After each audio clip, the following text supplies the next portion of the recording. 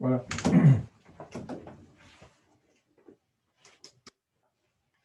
Voilà un système de spin dans un champ magnétique. D'accord?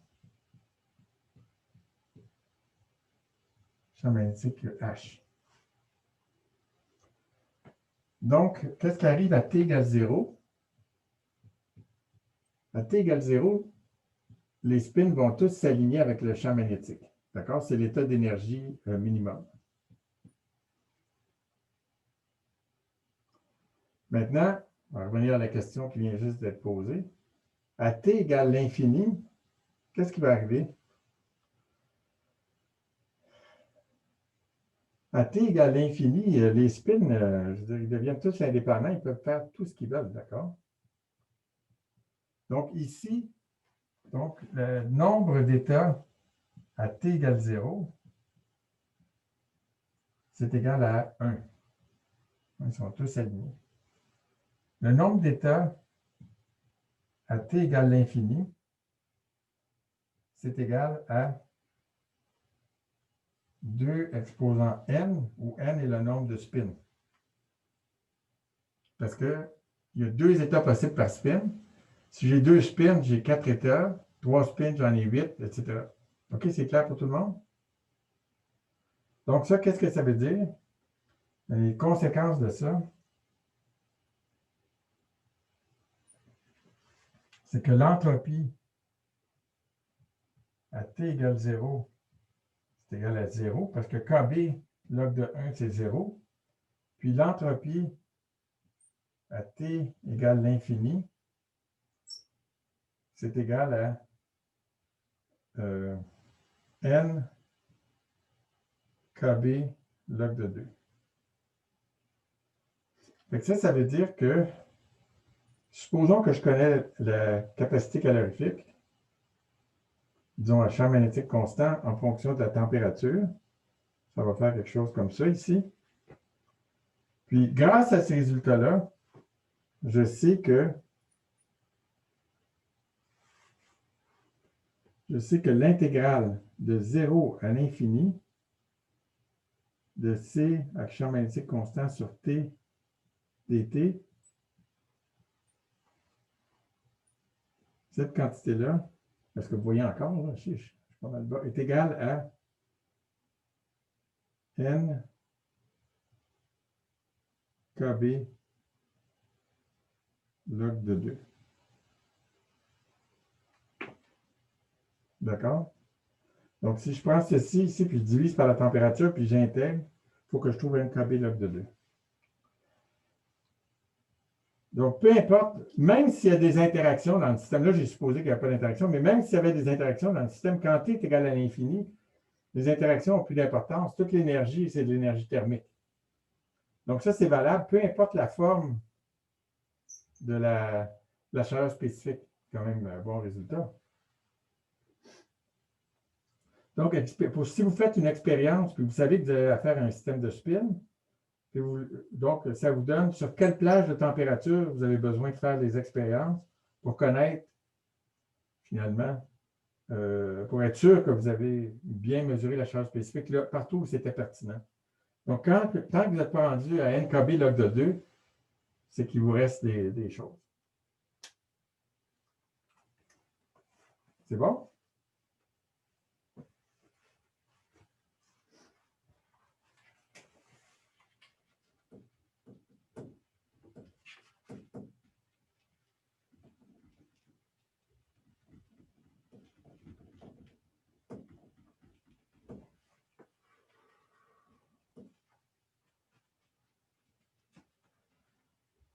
Donc, dans les notes, il y a encore deux autres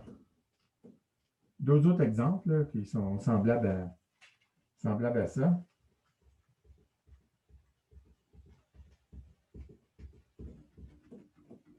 Mais je vais plutôt passer au sujet suivant parce que le temps file. Je veux juste être sûr de ne pas manquer de temps. Donc, le reste, disons que c'est pas...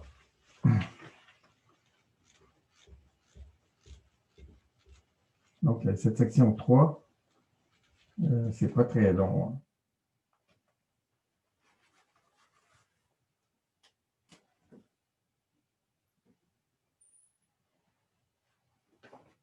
la sous-section 3, donc point 3. C'est variable extensive et intensive.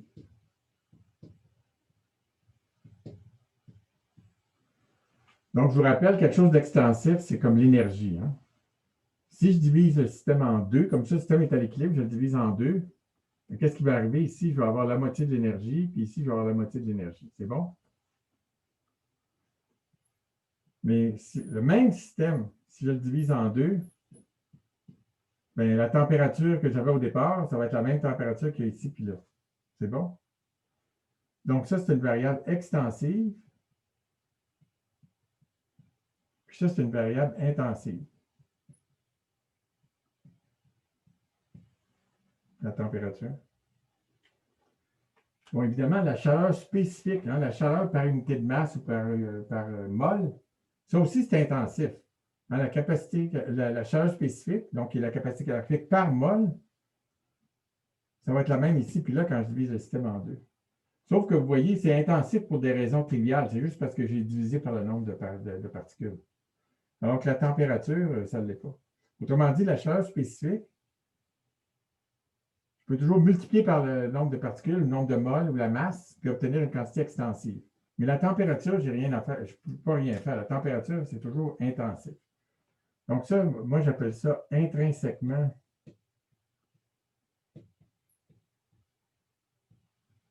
intensive, puis ça, extensive, puis ça, j'appelle ça intrinsèquement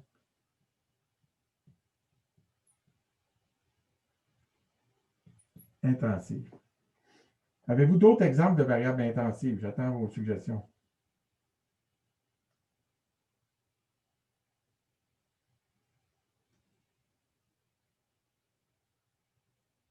La masse?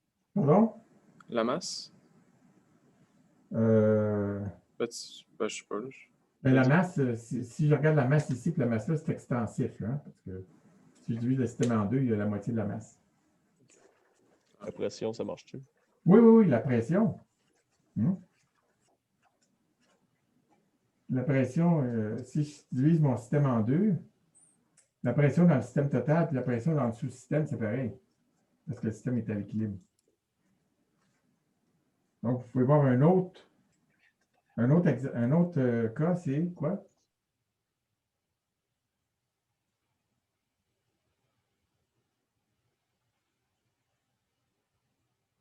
Le potentiel chimique. On a vu que quand les systèmes étaient à l'équilibre thermique, les températures étaient égales. Quand le système est en équilibre mécanique, en plus d'être en équilibre thermique, c'est les pressions qui sont égales. Puis quand il y a un équilibre chimique, c'est-à-dire que lorsqu'on laisse les particules s'échanger d'un côté à l'autre, c'est le potentiel chimique qui est égal. Donc, les quantités intrinsèquement intensives, c'est toutes des quantités reliées à l'équilibre thermodynamique. Puis si on regarde, par exemple, T est égal à dE ds, mais ça, je vais revenir là-dessus. Là, c'est peut-être un peu, c'est de la nomenclature pour le moment. Ce qu'on dit, c'est que la température, c'est conjugué à l'entropie. Donc, ces deux variables-là vont ensemble. Vous avez une espèce de potentiel qui est l'énergie. Puis, on a dE égale à TdS. Donc, température et entropie sont conjuguées. Moins PDV. Donc, pression et volume sont conjugués.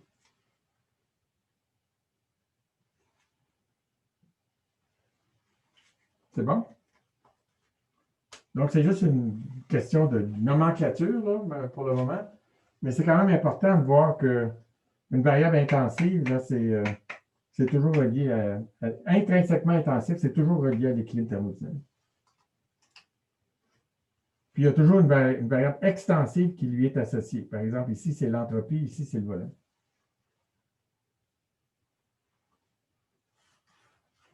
C'est bon?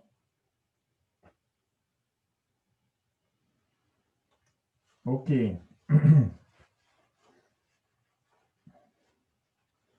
OK. Donc, j'avais l'intention de vous faire regarder le vidéo sur les machines thermiques.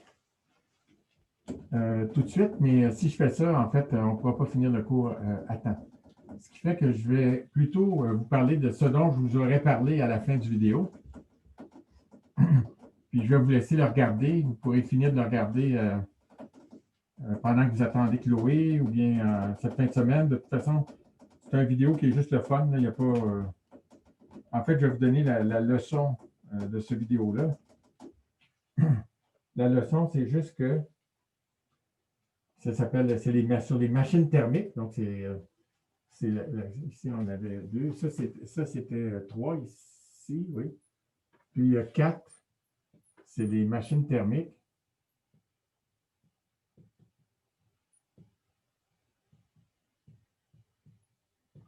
Donc, c'est une espèce de vidéo historique hein, qui va vous dire comment est-ce que les gens ont développé des machines thermiques avant qu'on comprenne scientifiquement qu'est-ce que c'était, comment ça marchait. Vous allez voir toutes les erreurs qui ont été faites. Donc, finalement, celui qui a vraiment compris comment ça allait, comment ça marchait en pratique, c'est Watt. Hein, puis ça a amené à toute la révolution industrielle parce qu'on pouvait construire des machines.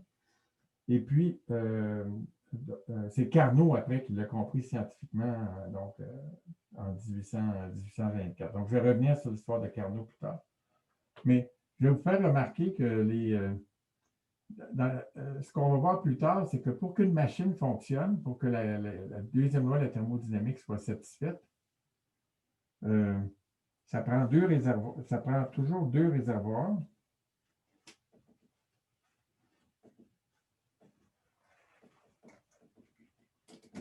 Donc, ça, j'aurais dû l'écrire. Okay. J'aurais dû l'écrire comme ça, t'es chaud.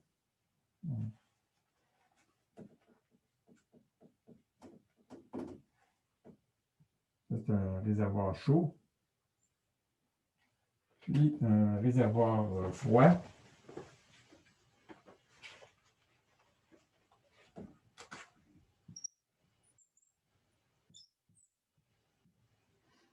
Et puis, une machine entre les deux.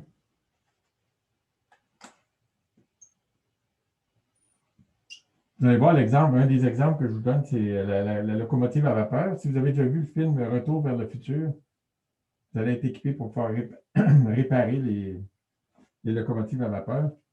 Donc, ici, on fait un travail. Donc, une quantité de chaleur ici qui passe d'ici à là, puis il faut toujours qu'il y en ait une qui aille du côté froid. Mais les gens ne comprenaient pas ça tout à fait, fait qu'ils mêlaient les deux. Dans les premières machines, c'est très difficile de voir la différence entre le réservoir chaud et le réservoir froid. Ça va être la grande leçon qu'on va tirer de là. Maintenant, pour l'examen, ça va finir à la fin du chapitre 3, d'accord? C'est bon? Donc, pas de chapitre 4, sauf que vous avez vu qu'au chapitre 4, je suis revenu sur des notions du chapitre 2 et chapitre 3. Donc, ce qu'on a fait cette semaine, ce n'est pas inutile pour l'examen, mais je vais mettre l'accent sur les chapitres jusqu'à la fin du chapitre 3, puis les exercices que vous allez avoir fait, incluant ceux aujourd'hui. Donc, aujourd'hui, Chloé, ce qu'elle va faire, c'est donc regarder l'expansion de l'univers. On a parlé de 3 Kelvin dans l'espace intersidéral, puis on va comprendre pourquoi, à partir de la thermodynamique. Expansion avec un A, en tout cas, je m'en l'écris.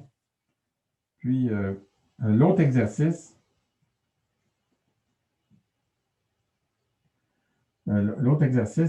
ça va être sur le chaleur et entropie.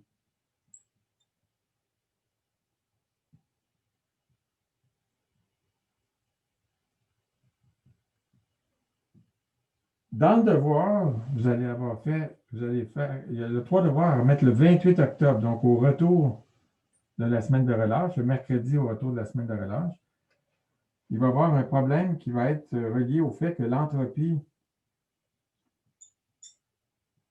changement d'entropie plus grand ou égal à 0. Donc, l'irréversibilité, ça ne se fait pas nécessairement quand il y a un manque, ce n'est pas nécessaire d'avoir un échange de chaleur pour avoir delta S plus grand ou égal à 0.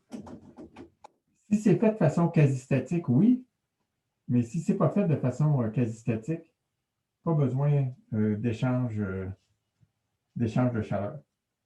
Par exemple, si je prends un système comme ça, où il y a une sorte de molécule ici, puis une sorte de molécule là, puis c'est divisé en deux.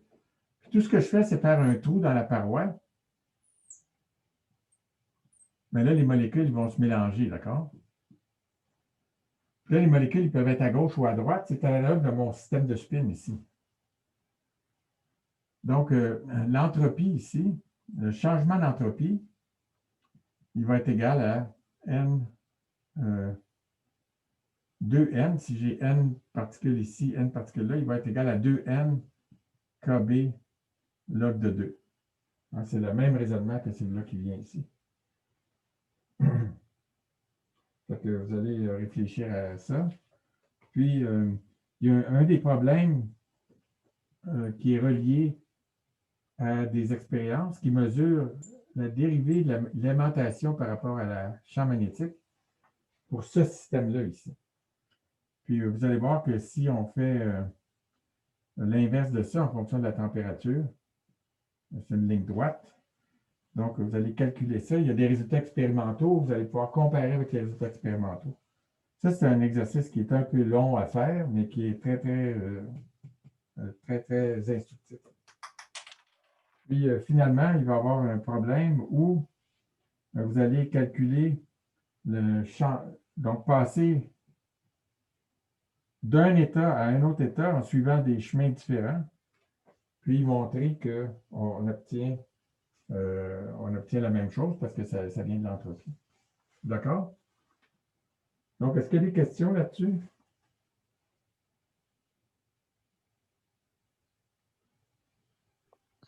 J'aurais des questions. Oui, vas-y. J'étais pas là au dernier cours, donc je ne sais pas c'est quoi les lectures. J'ai entendu parler qu'il fallait faire des lectures supplémentaires. Non. Ah, OK.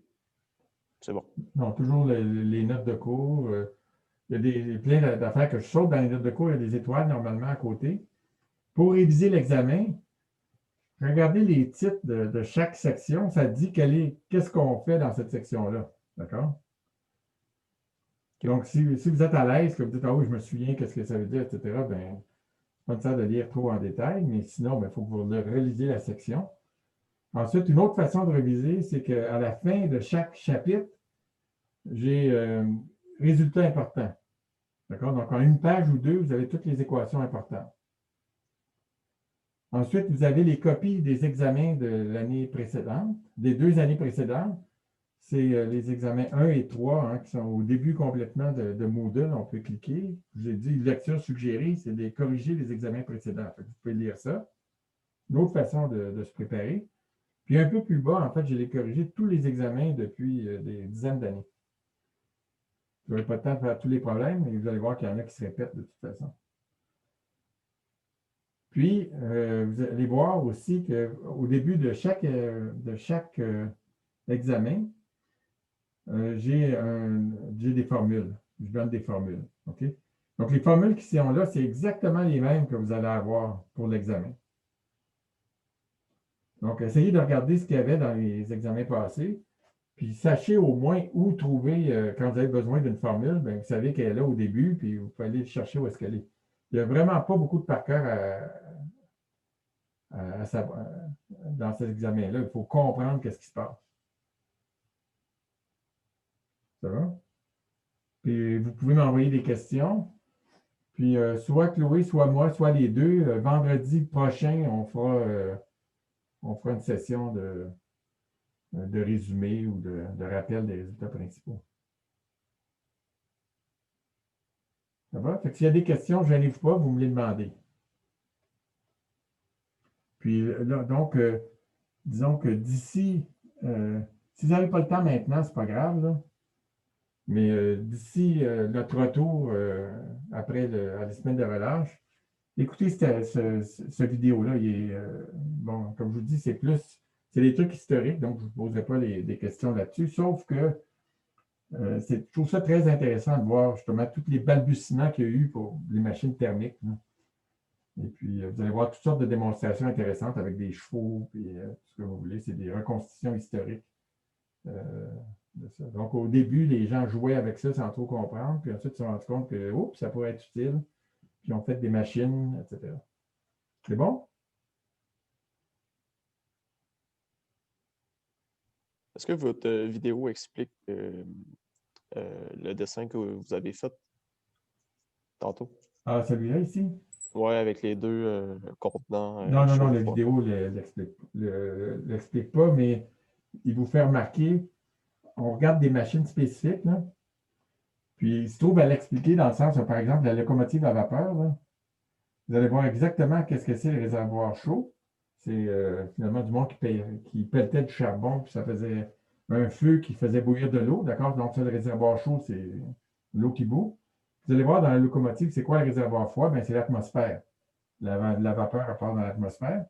Puis la machine, vous allez la voir explicitement. Je vais vous expliquer en détail comment est-ce que le piston, comment est-ce que le truc à double action de Watt fonctionne. Donc, de ce point de vue-là, oui, ça explique, ça donne un exemple spécifique de comment est-ce que ça marche une machine thermique avec la locomotive à vapeur. Maintenant, pourquoi est-ce que ça, c'est nécessaire pour satisfaire l'entropie? Donc, ben, c'est simplement parce que pour un réservoir chaud, le changement d'entropie, c'est ça. Puis pour le réservoir froid, c'est ça. Puis la façon d'avoir une machine réversible, c'est-à-dire d'avoir une machine la plus efficace possible, il faut que ça soit égal à 0. Mais en général, ça, il faut que ça soit plus grand égal à 0. Ce qui fait que s'il n'y a pas de réservoir froid, c'est impossible. Pourquoi? Parce que le réservoir chaud, le Q ici est négatif, d'accord? La chaleur, elle part du réservoir chaud. Donc, le réservoir froid, il est obligatoire. Sans qu'on ait compris machine réversible, etc., vous en savez déjà assez sur le réservoir de chaleur pour savoir que ça prend absolument un réservoir froid.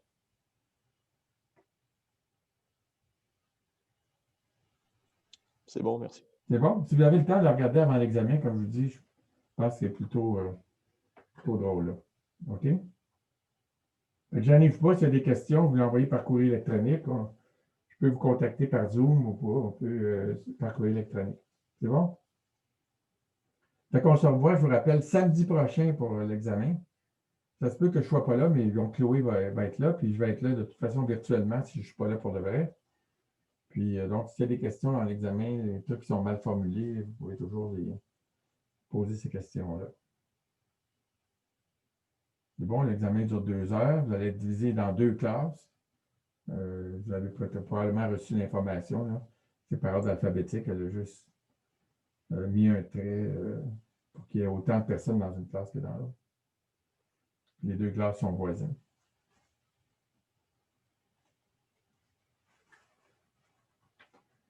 Puis c'est ça, les exercices, puis le devoir, là, le devoir, vous allez le voir, puis les exercices, vous allez voir en bas complètement de module, le chapitre 4, juste avant le chapitre 5, c'est ça. Puis c'est là qui sont le devoir, puis les exercices. OK? Monsieur, j'ai une question. Oui. Ces exercices-là, sont-ils pertinents? Est-ce que ce serait pertinent de les faire avant l'examen? Bien, les exercices qui sont ici, là, que Chloé va faire, oui, oui, ça fait partie des choses qui.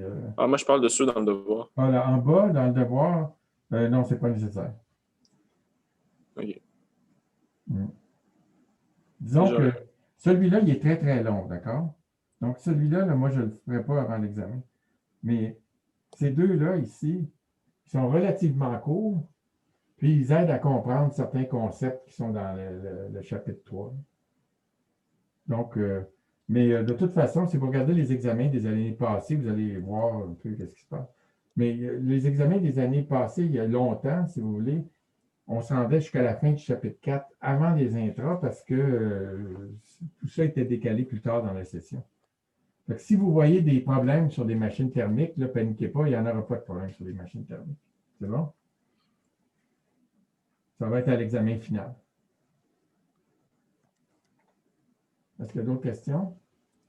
Aussi, vous avez marqué pour le système simple que vous avez mis en haut en haut à votre gauche. À droite d'abord, c'est à votre droite. C'est ouais. Ici, vous avez dit que c'est 2 KB ln de 2. 2N KB ln de 2. Est-ce que vous pourriez genre juste donner plus d'informations à propos du 2N? Oui. Donc, je l'ai fait par analogie avec ça ici. Là. Oui, oui, oui. Mais on peut le faire plus rigoureusement. Donc, vous vous souvenez que pour le gaz parfait, l'entropie S, c'était égal à N KB log du volume. Okay? J'avais le volume exposant N fois l'énergie exposant 3N sur 2. Mais l'énergie, elle, il n'y a rien qui va changer. L'énergie, elle va être la même ici puis là. Donc, je ne mets pas l'énergie. D'accord? Je mets juste NKB log de V sur N. C'est le nombre de. C'est le volume par particule, si vous voulez. Donc, ici, l'entropie, ça va être quoi? Je suppose que j'ai le même nombre de particules des deux côtés. Donc, ça va être 2N KB log de V. Ça, c'est l'entropie ici. Log de V sur N. Par contre, l'entropie ici, qu'est-ce que ça va être? Bien, ça va être N KB log de 2V sur N, parce que là, maintenant, les molécules ici peuvent être dans 2 fois le volume qui était ici. Puis, ça, c'est pour, disons, les molécules qui sont des ronds. Puis les molécules X, c'est la même chose, fait qu'il y a un 2 ici aussi.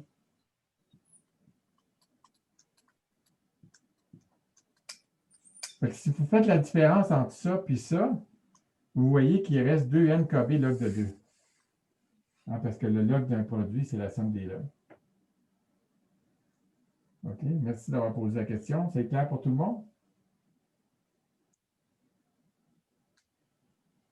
C'est expliqué aussi dans les notes, là, vous pouvez relire ça. 2 fois ces états-là. Donc, il va rester 2N KB log de 2 quand je fais ça moins ça. Donc, l'entropie, elle a augmenté ici. C'est clair à l'œil, on le voit, le désordre est plus grand ici que là. L'autre façon d'y penser, c'est comme un problème de spin. Hein? Ici, c'est comme si on avait toutes les spin-ups. Si vous voulez, ça, c'est comme la pointe, du spin, puis ça, c'est comme la queue. Donc, toutes les spins sont up. Puis ici, par contre, mais là, ils peuvent être dans n'importe quelle direction. C'est-à-dire qu'on peut mettre ça avec ça, puis il pourrait avoir ça avec ça ici, etc. Mais bon, ça, c'est le bon calcul. OK? Donc, je vous laisse aller parce que vous allez être en retard pour la section d'exercice. C'est bon? OK. Ouais, c'est bon, bonne journée. Bonne journée, on se revoit bientôt.